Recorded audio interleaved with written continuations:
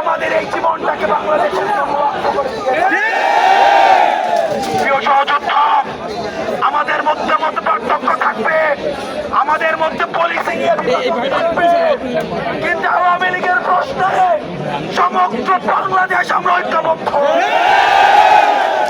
যতক্ষণ না পর্যন্ত আওয়ামী লীগকে নিষিদ্ধ করা হচ্ছে ততক্ষণ পর্যন্ত আমরা সবাই ঐক্যবদ্ধ ভাবে এখানে অবস্থান করব। আপনাদেরকে বলার কোন নির্বাচনে আওয়ামী লীগ অংশগ্রহণ করবে কি করবে না,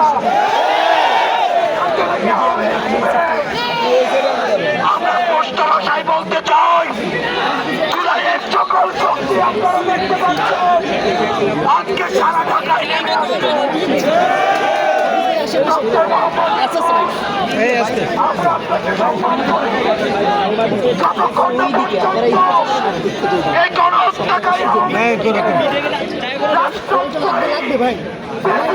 সন্ত্রাস হিসেবে ঘোষণা না করছে এবং নিষিদ্ধ না করছে ততক্ষণ পর্যন্ত এখানে কেউ এখান থেকে উঠবে না।